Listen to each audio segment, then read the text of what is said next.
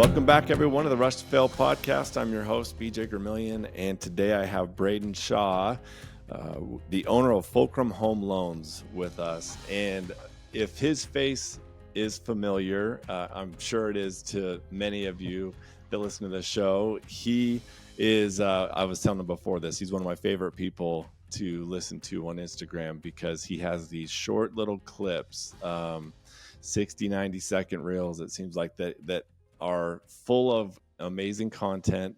And so by the end of this show, if you have not gone and started following him on your Instagram, what's your handle, by the way? Braiden.fulcrum. Okay. I highly recommend that you guys go and check him out and follow him for all of his amazing content. And so, Braiden, welcome to the show. Thanks for having me. Absolutely. And Braiden is a loan originator in Idaho. Is that correct? Yep. That's okay. Where we're headquartered. Awesome. And then how many states do you do business in? We're licensed. I think we're going through a spree of licensing right now. So I think we're 17, 18 states like that. We've got branches in probably 9 of them. So we're starting to expand across the United States right now. Wow. Awesome. Good for you. Is there any rhyme or reason like why you're picking certain states over others? Not really. Where opportunities come up, social media has opened a lot of doors for me. And so a lot of loan officers with branches or companies will approach me and want to jump over and do it. And so we're kind of just hand selecting where we go. We tend to thrive in the smaller markets. Our business model is already done in Arizona, California, kind of all over. And so we tend to go to the smaller markets, but outside of that, no real rhyme or reason. Yeah. Oh, that's awesome. And so something that I learned before the show, because I was telling Braiden how much of a fan I am of his content. You just started posting those videos on Instagram 6 months ago. You were telling, which I am shocked by, honestly, because I look, you have how many followers now? Like I know it's quite a bit. Yeah, across platforms, it's 350,000, something like that. So cool. Did you ever imagine that it would get to that point that quickly? No. To be honest, I knew I always needed to do social media. I feel like a lot of business owners are like, that's where consumers are at. You're supposed to do it. Yeah. And so I just made a goal. I said, I'm going to post once a day. I watched a video. I don't remember who it was, Ryan Panetta, someone like that. Yeah. Said post once a day for a year without any expectation and just give all the valuable content you can. And a year from now, you'll be grateful you did. So that was my whole goal. So I haven't missed a day. I post every single day, and that's been my whole goal. And it's been fun to watch, try to figure out. I mean, I've failed epically, have some of the most horrendous videos that should be on the internet. But over time, I feel like I've started to figure out how to kind of do it and what makes stuff go viral and how to get followers and provide that valuable content. It's been fun. It's like a game. To me, it's a game that I'm trying to win. Man, that is so crazy. You've never missed a day since you started. Yep. Wow. And so that's 7 days a week, not just business days. Like you're doing 7 days? I was going to say, my goal was 6 days a week. So I've not missed a day of my goals. Yeah. I usually don't post Sundays. I try to reserve that one for family. But that's just because I don't want to sit on social media for an hour responding to comments and DMs. So I don't post Sundays, but haven't missed a day of the other ones. Man, so awesome. Okay. So I know we got a little bit ahead of myself. And so I actually want to learn a little bit about you and your background. So tell us about, on the personal side, do you have a family, kids, all that fun stuff? Yeah. Yep. So I've got a wife and 2 boys. Boys are 5 and 1.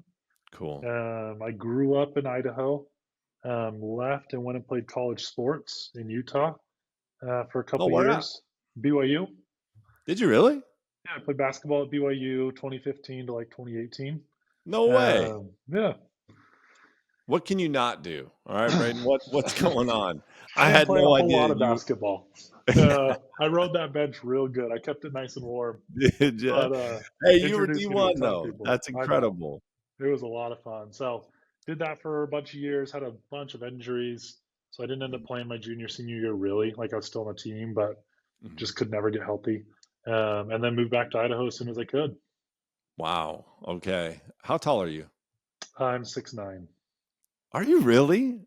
Okay, Yeah, you're always sitting in your videos, and I know. so I Hard to did tell. not realize that. Yeah. Wow, 6'9". Okay, that's crazy. How old were you when you could first dunk? My first dunk at a game was my freshman year in high school. Wow. How did that feel? Great. I Oh still man. remember it. I think there's a video floating around. I think it's on YouTube. It's about a buck 20, 120 pounds. Nice skinny little tall dude. But yeah, it I was bet fun. they went crazy when they saw that. Yeah, it was fun. Oh, that's awesome. Now, which part of Idaho? I'm just outside of Boise. Okay. Small town. It's Eagle. It's like a suburb of Oh, Boise. yeah. So we've got a decent population. We're in the Greater Valley of Boise. Okay.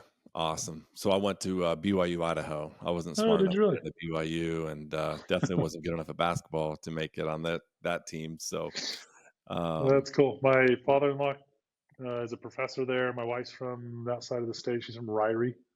okay, yeah. And Mhm. then all my siblings went to BYUI. So yeah, we've crossed a lot of similar paths. Oh, that's awesome. Yeah, we look I love BYU Idaho, and yeah, we went there before it all I was there when all the construction was happening and they were going to Yeah, turn it into something amazing, you know. yeah, And then we left when all the cool stuff came in, but yeah. I met my wife there, so I don't care about anything else. Like mission accomplished. So don't That's remember cool. anything that I learned there, but um yeah, found a wife out of it, so that worked out. But awesome. Well, that's cool to hear about your background. So now, how did you get into real estate then? I don't feel like, at least mortgages, no one grows up wanting to be a mortgagee. I feel like we all just kind of Nope. stumble into it. Yep. So I studied finance at BYU, was going to go do like the Wall Street path. Mm, Internships were kind of in that financial planning, analytics, investment banking, all that kind of stuff. mhm. Got married in college as well. Found my wife there. We ended up having a kid my senior year. And I remember looking at the average hours worked of an investment banker in New York. It was like 87 hours a week. Whoa. Um, all my friends were doing it. Sounded awesome, but it just wasn't what I wanted to do with the kid. Yeah. So I had to pivot pretty hard my senior year. And I got licensed as a loan officer just to kind of run deals on the side as I figured out what I was going to do. And saw pretty quickly, one, how fun it was. Like I really did enjoy it. Um, in my opinion, it's kind of the hidden gem inside the real estate industry. Mm, You can make, I mean, there's multiple people in my company making seven figures just originating loans 40 hours a week. Like it's one of the few industries you can make $1 million in working a normal work week. And so once I kind of saw that, I leaned into it and started this company and kind of ran with it. man, that's crazy. So, and it's interesting, like how everyone yeah, everyone finds something that works for them and they enjoy it, and Yeah. that's awesome. So, like for me, I look at because I'm in real estate, I'm an investor typically, and so we're on that side. And so, like and I'm like probably the worst nightmare for most loan originators. Like, oh great, like this guy's got 20 LLCs and all this Yeah. stuff on, no paperwork, all that stuff. Yeah. So I look at your position and I'm like, I could never do that, because isn't it difficult to always have to chase people down to get their documents and nag them and there's paper, I don't know, there's deadlines all the time. Everyone seems to be frustrated with the lender a lot of times. Like, how do you deal with all that? Yeah. It's stressful. I mean, Yeah. it's not, it's not simple. I set up, and one of the reasons I want to start this company is because I set up people to do most of that for me. Like Mm. I'm sales. I get to go on golf courses and go to lunch and schmooze and lunch and learns and educate and social media. Like my job is sales as a loan Yeah. officer. And so I get to do the fun part. And then the chasing of the paperwork is done by people.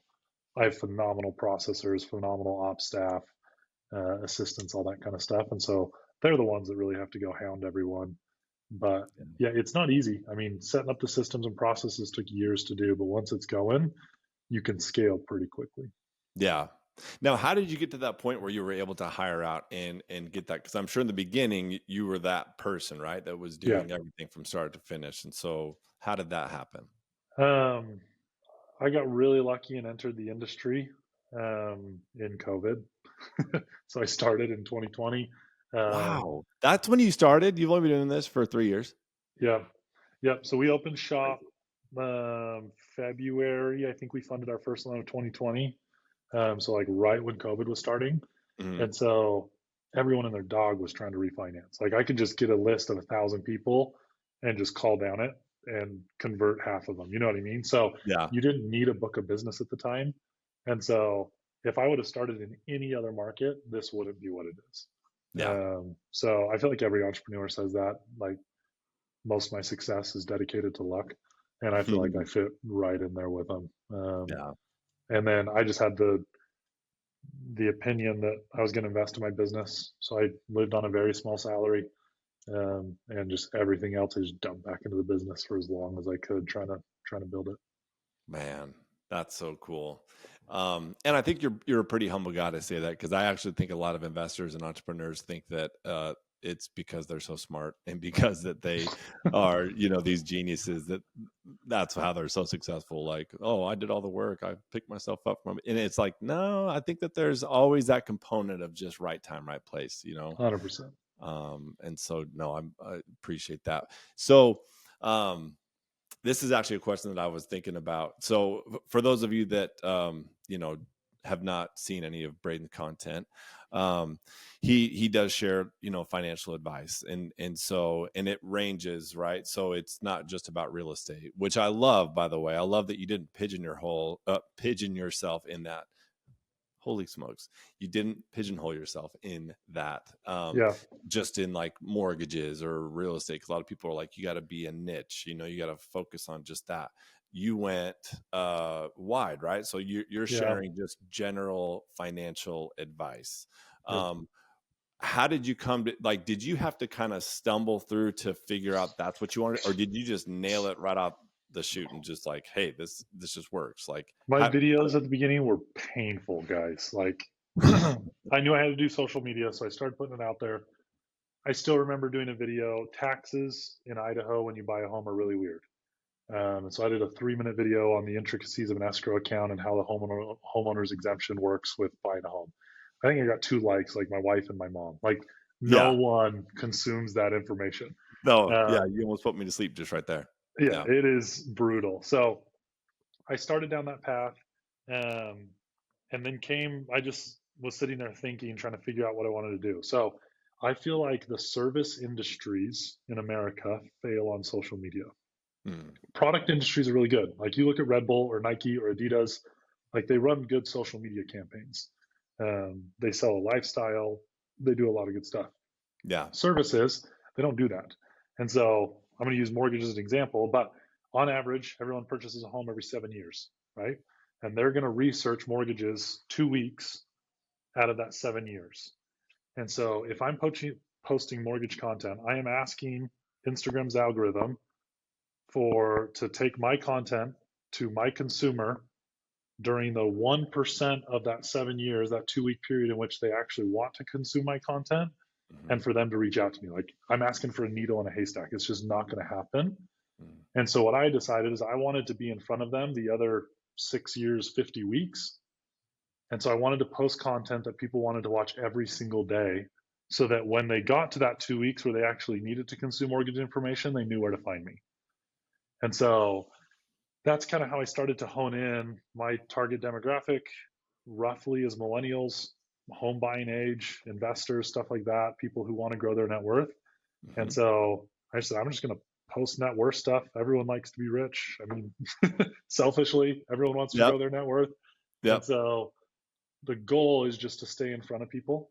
And that Mhm. when they finally decide it's time to buy a home, they'll remember me because they watch my videos every day and hopefully reach out. And so it's worked. I mean, yeah, it's been a long process to get to that point with a whole bunch Mhm. of painful videos. Um, but we finally got there and it seems to be working now. Yeah. So how did you figure out, I guess you were saying that, yeah, now it's kind of a game and you're figuring out some of the different rules to play by in order to figure out the algorithm, those kind of things. What are some things that you have learned in that journey of, posting content? Because that's something that I'm interested in. I think a lot of others that are entrepreneurs and stuff, they're always trying to figure out social media. So what are some tips or things that you have learned personally as you've been doing this for the last 6 months?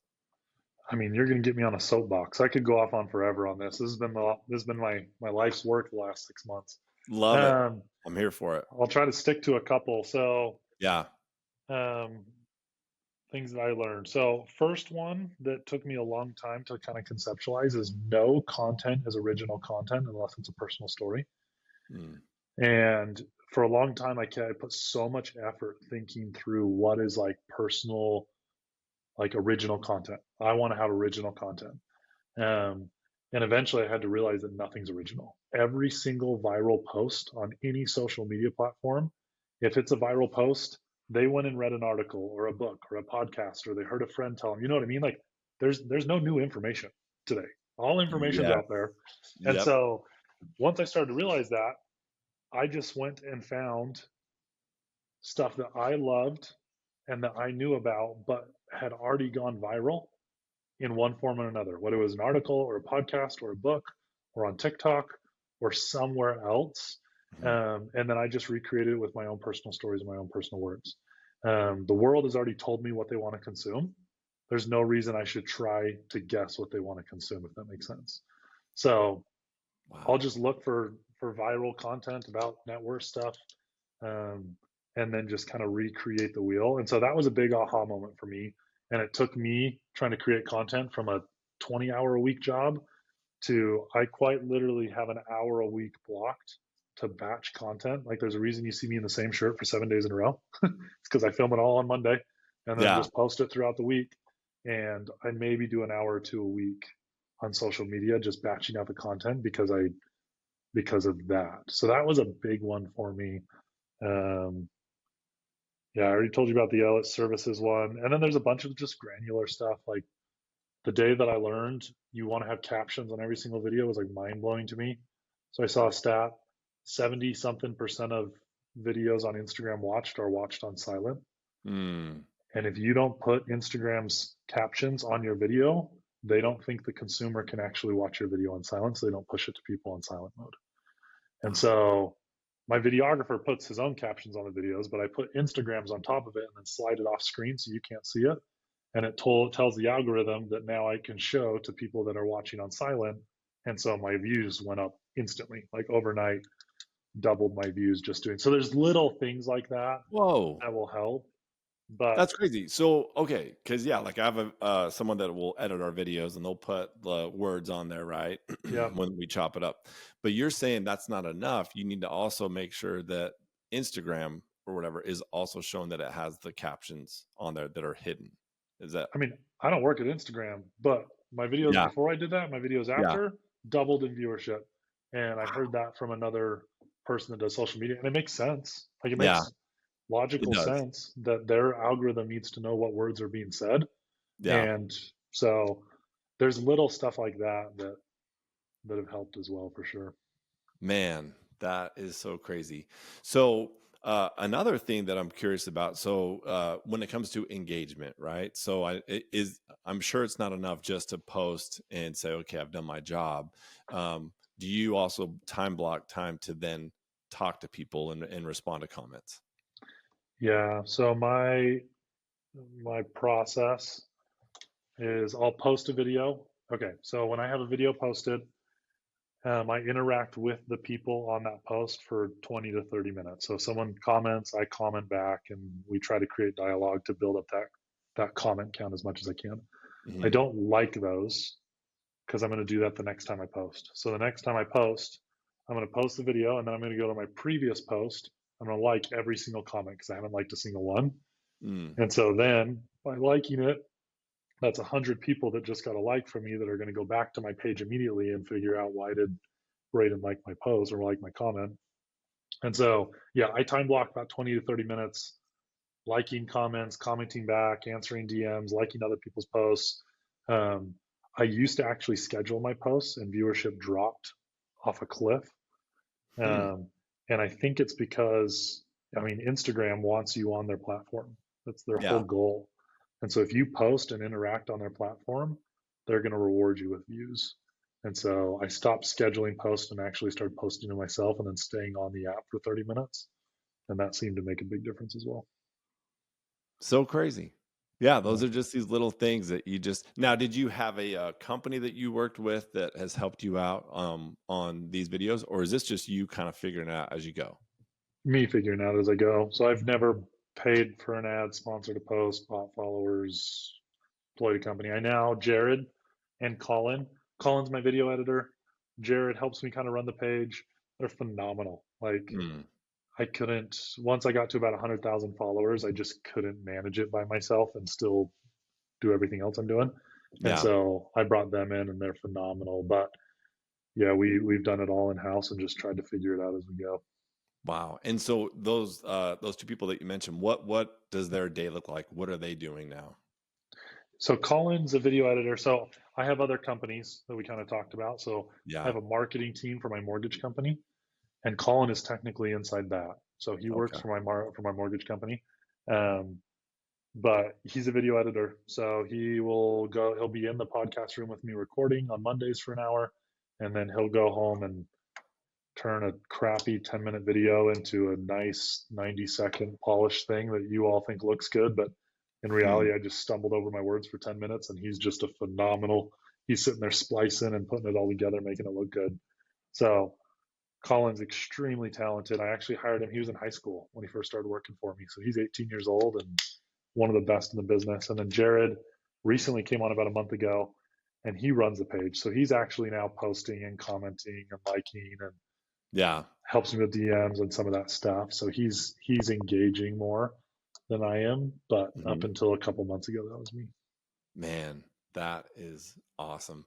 Okay, the other question I was thinking about, is with your content. Like again, it's great because it covers so many different things, on the financial spectrum.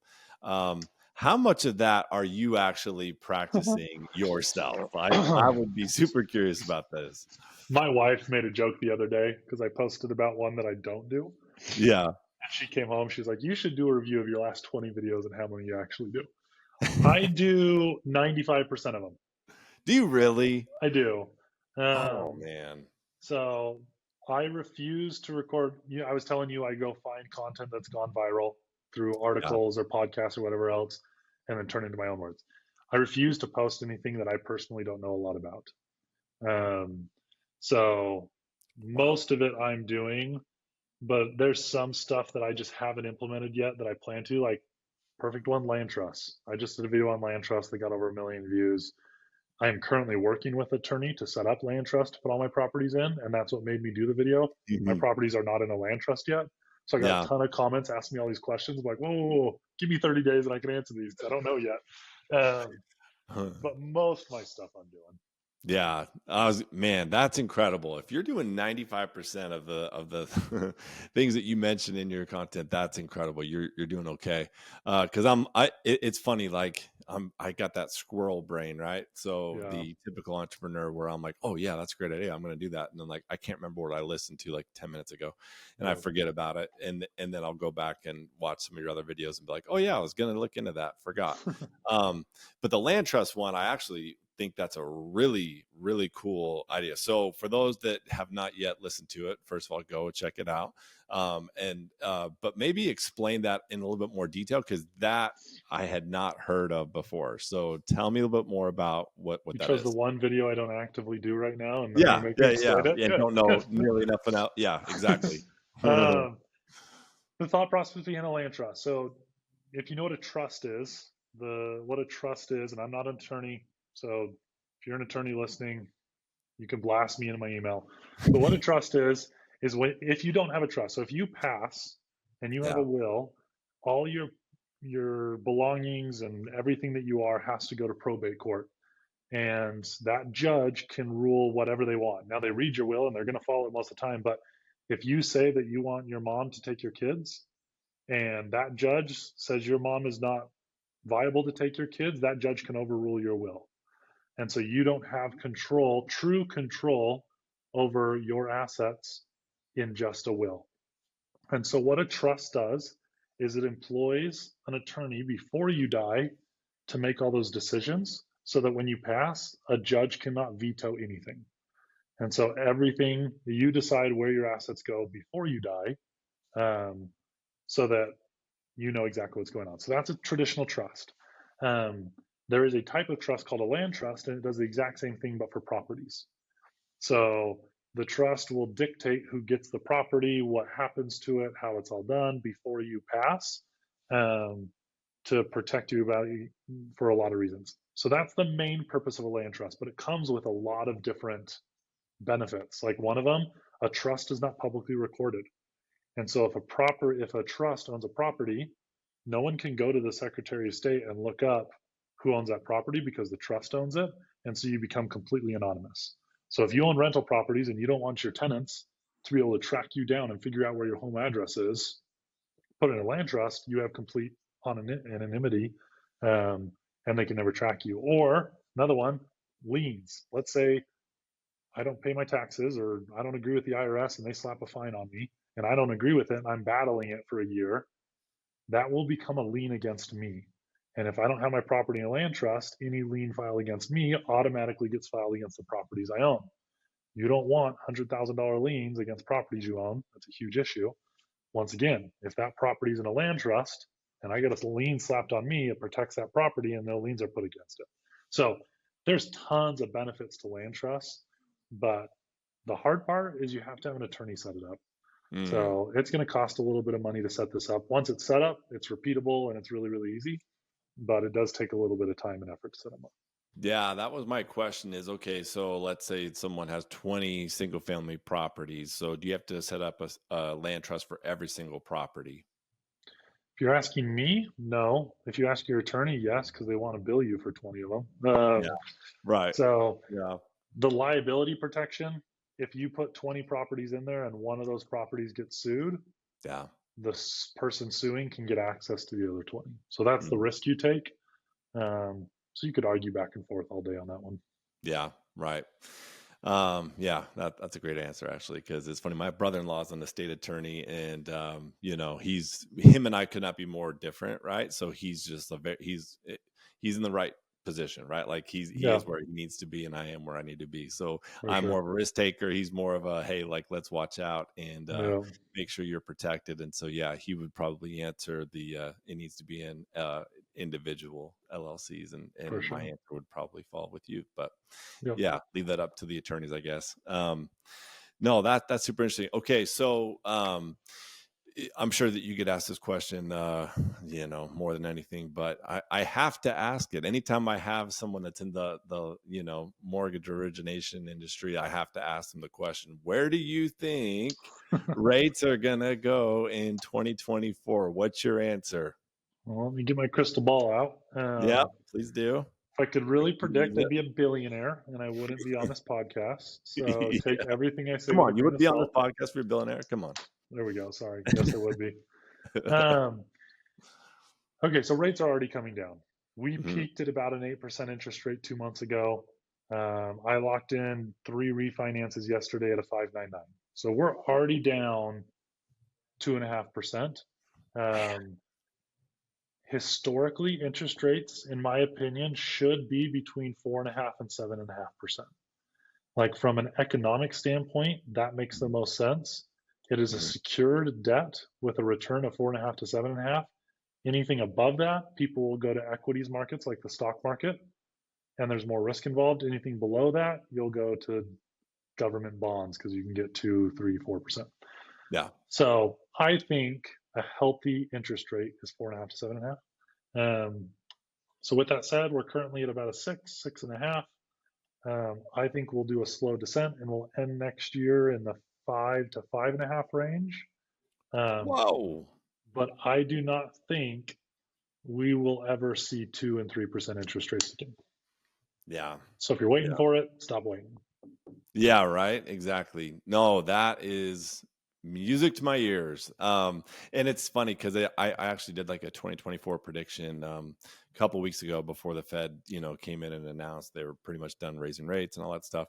And I was like, hey, I think that rates are going to come down a little bit, and that we'll probably see some price appreciation. Maybe 3-4% Yeah, for next year.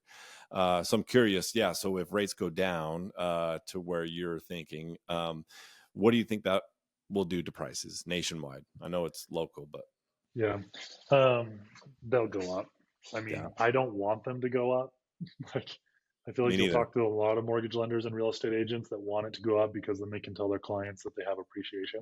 I Yeah. actually don't think it's healthy Yep. for us to see the appreciation we've seen for the last 3 years. We need stability in the real estate market to create a ground floor that we can then build a foundation on to build again.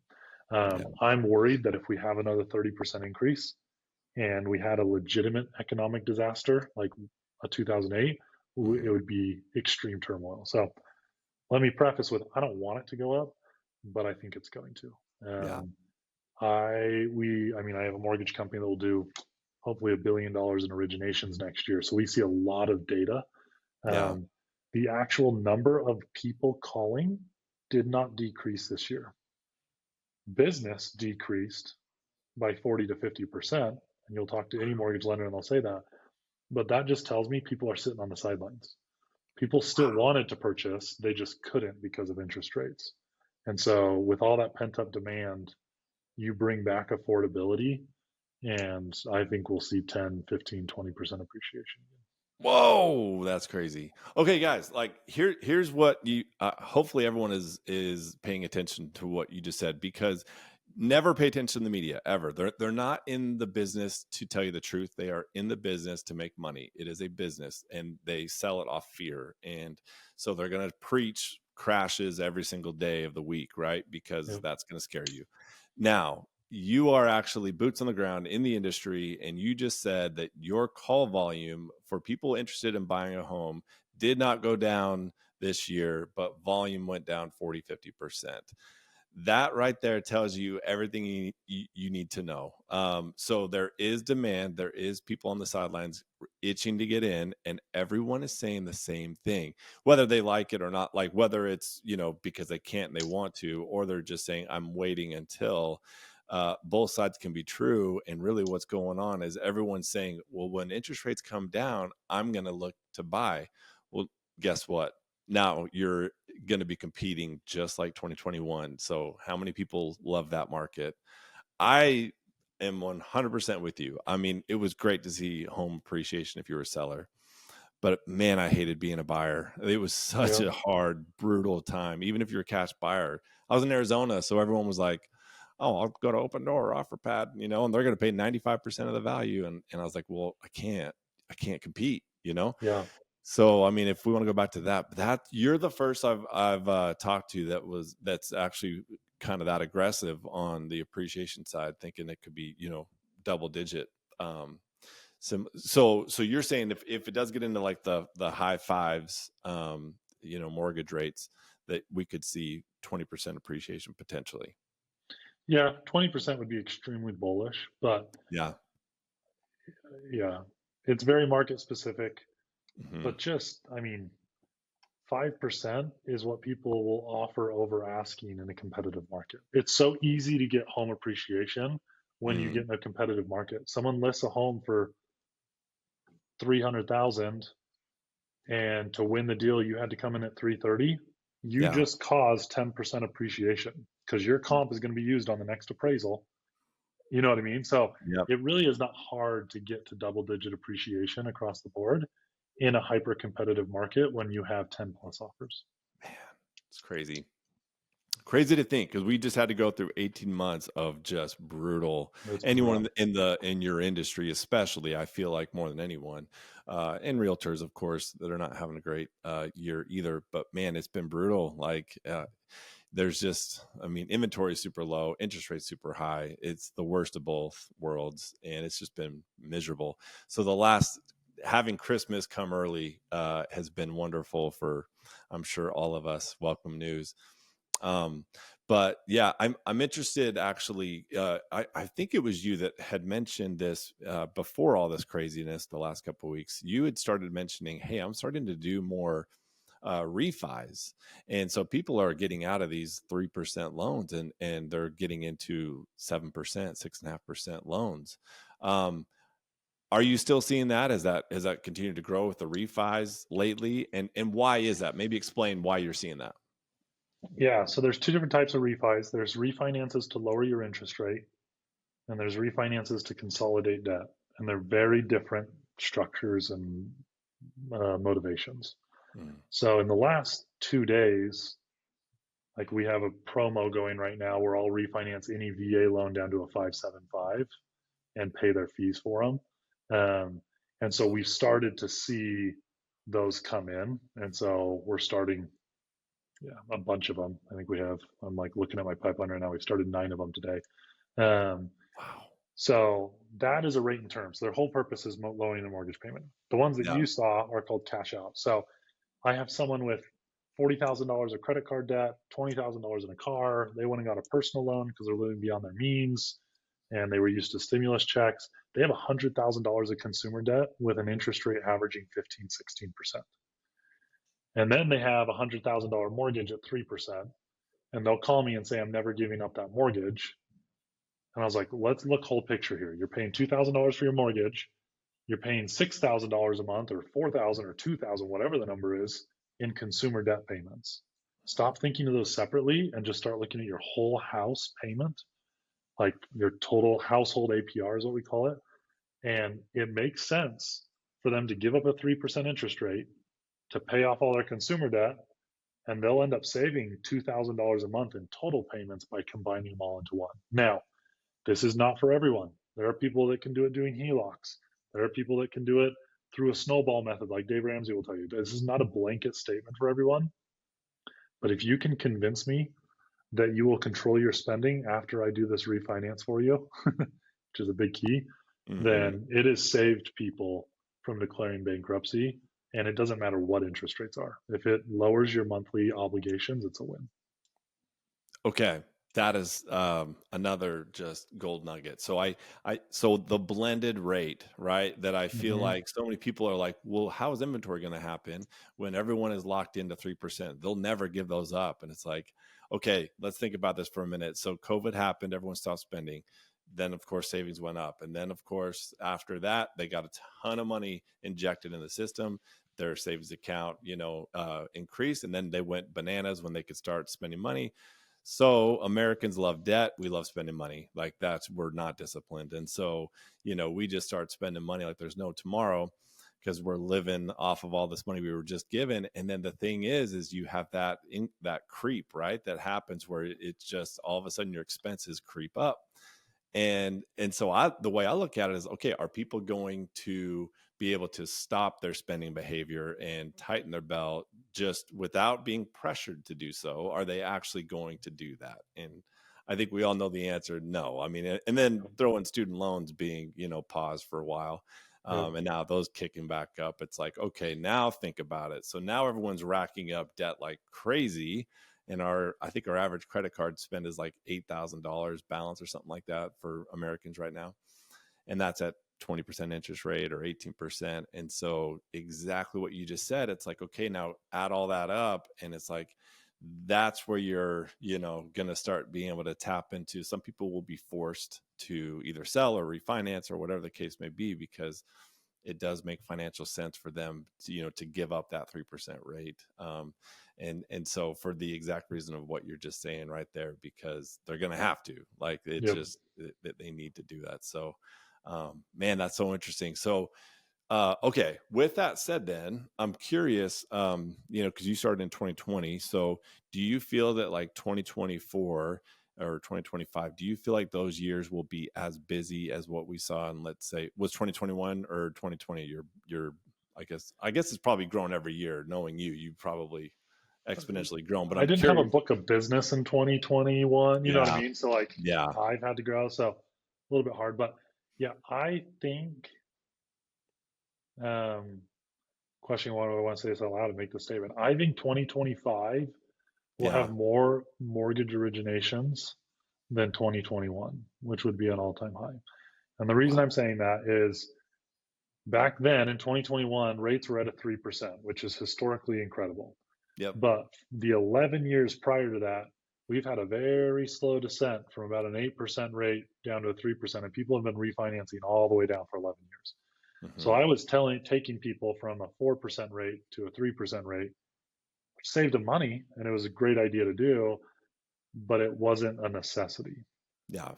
Flash forward to right now, it's a necessity. Like people are calling me daily saying, when can I refinance? When can I refinance? And so there's this pent up dam that's about to break of everyone that's at a 7.5%, 8% that is dying to refinance. And so instead of loan originators having to call lists and send mailers and do all this stuff to get refinances, our phones are going to be ringing and we're just going to be doing loans as fast as we can. And so I honestly think the next 2 years are going to be pretty crazy if rates do what I think they're going to do. Man, so wild that we're at that point now because it was looking pretty bleak there. If we were having this conversation a year ago at this exact same time, I don't think we'd be having this conversation. Do you Um, know how many mortgage companies have gone out of business in the last 12 months? Like they're dropping like flies, and big names like yeah, Finance of America, Sprout Mortgage, like huge. Home Point was the number 3 wholesaler in the country, sold out. Like Homebridge, we have some massive companies that are going out or being acquired just because it's been brutal out there. yeah, I've been thinking that ever since it happened. We had a lot of real estate holdings in 2022 that it was just basically, hey, do you have enough cash to make it last until like we're in a recession. I don't think a lot of people realize that real estate's been in a recession for like 18 months. Like Yeah, it's in a recession still. But it's interesting. Like there are certain people that made it, and I've always thought that like if we can just make it through this, we're gonna see that sun come up again. yep. Hopefully sooner than later. But man, that's so interesting. Okay. Um, so another question I have so many questions for you because you just are this wealth of knowledge. I feel like I want to talk as fast as I can just to get it all out. But okay, with all the financial knowledge that you have and experience, with your investment strategy, um, what do you do? And then I guess what would you recommend people do? Because there's this conversation of like, well, would it make sense to invest my money in real estate or like, let's say the stock market? And so when people ask you that question, where should I invest my money? And let's say they have, they're responsible and they've been saving money and they have, a good chunk of cash. What do you recommend? Like, what do you say to them? It's so dependent on your situation. I Yeah. mean, it's a hard blanket answer. Yeah. Um, Me and Dave Ramsey, fairly different people, but I think he does have a lot of good stuff for the common American. Hmm. I mean, your first thing you should do is pay down consumer debt. You're never going to out invest credit card debt or personal loans. Even car loans are questionable.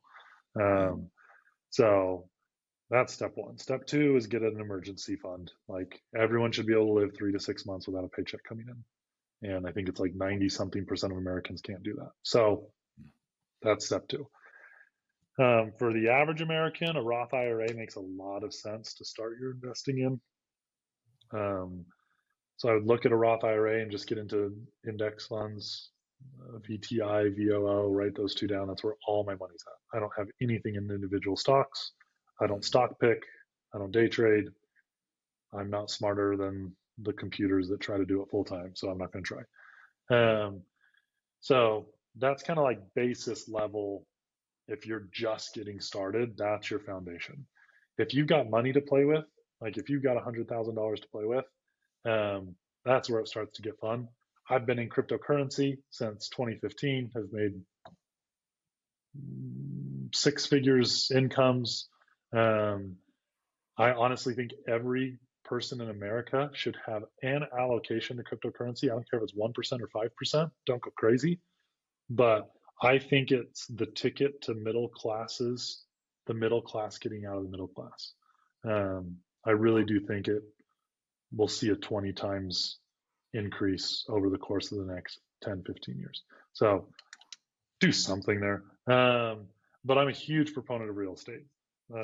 Probably 80% of my net worth is in real estate. Mm, So syndication, real estate syndication. If you want true passive real estate investing, that's where I'd go. You can get 18 to 22% returns. You get the benefits of depreciation, and you don't have to deal with property management or leases or people not covering your rents. Like these syndication groups usually invest in like 200 unit apartment complexes. mm, So one tenant not paying rent isn't going to kill you.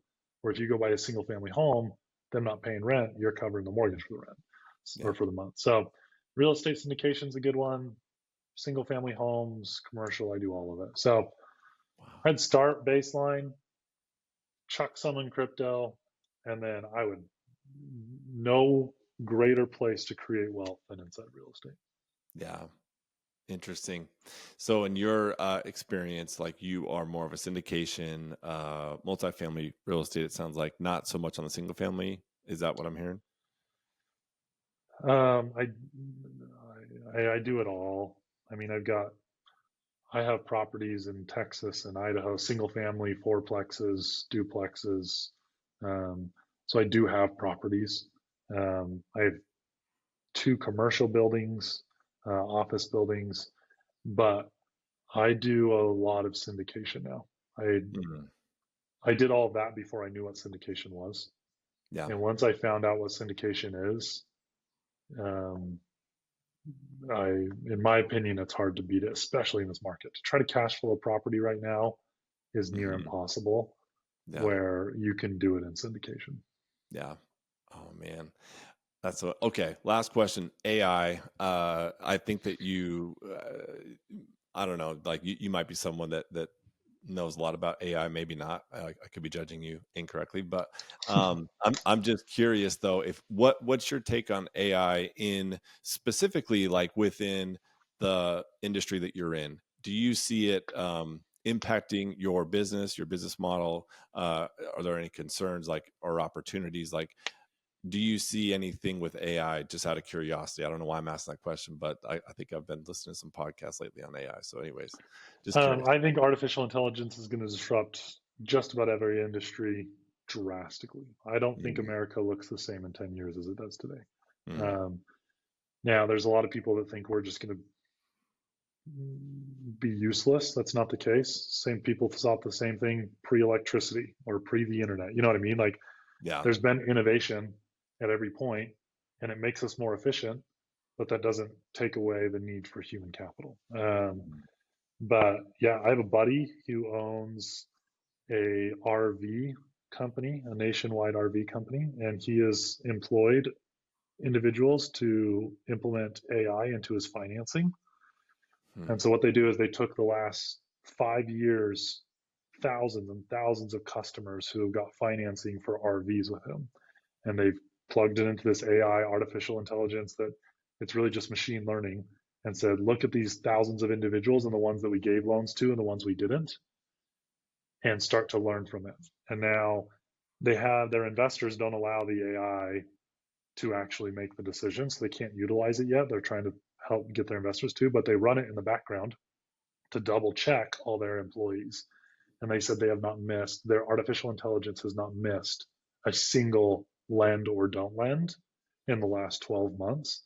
And they're employing whole industries to do that. The reason I tell you that wow. is that's RVs can be identically replicated inside of mortgages. You know what I Yeah. mean? Like underwriters, um, Mhm. will be there to spot check and help with difficult individuals. Like maybe me and you were a little bit more complex with our entity structures and how it all talks to. And so it may be a little bit more difficult for AI to grasp the intricacies of the LLCs. But for the common W-2 employee, I think mortgage industry is completely different in a couple of years. Wow. Man, that's a great point, actually. Yeah, thinking about the underwriters.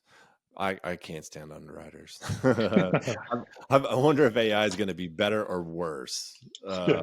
I don't know if it's going to be better or worse, but That's a little the great scary. side for the consumer is if a machine's doing it, we don't have to pay a person to do it. Loans get cheaper. Yeah. Mortgages will Oh, be that's true. cheaper. Interest rates will be lower. It's a deflationary pressure. So, It would help the And consumer. way faster. They work 24/7, so we Yeah. don't have to worry about them taking the weekend off and getting back to Yep. us. Every time I talk to someone about, there's something else I haven't thought about, where I'm like, that's a good point. Yeah. So interesting. See, this is why I love having this podcast, because I get to bring on people where I feel like I am smarter by the end of this conversation. And I have learned so much just in this short, 45-minute period of time. So before I let you go, Braiden, we like to ask everyone this question. So if you were able to go back to the beginning of your career, which is not that long ago, in the mortgage industry, most people have on, or typically they've been doing it, for at least a decade or more. But you start in 2020. But if you can go back to 2020, knowing what you know now, what is something you would have done differently? Started posting on social media earlier. Um, Attention is today's currency. If you have attention, you'll have money the rest of your life. Um, I hate social media. It is not who I am. I forced myself out of my comfort zone to do it. But if I could have started 3 years earlier, what could have been? And so I don't care what industry you're in. I don't care what you're doing. I think every business owner, salesperson, entrepreneur should have a social media presence they're trying to grow. Man, such a great answer. Yeah, it is. And I love that you've used it as a tool. I think the thing that scares everyone is when it becomes like just this obsession, and it runs their life, as Yeah. opposed to you saying, okay, I will use you during this period of time and you will do this for me. And that's how it should be. It's just it's a tool. It's a scary, powerful, wild tool, probably like AI is going to be, but learn to embrace it, figure out how to utilize it for your benefit. Great answer, man. This has been so much fun. I appreciate you. It's been fun to reminisce, talk, chat. I always like hearing other people's stories. So thanks for having me on. Absolutely. All right. Thanks, Braiden. Yep.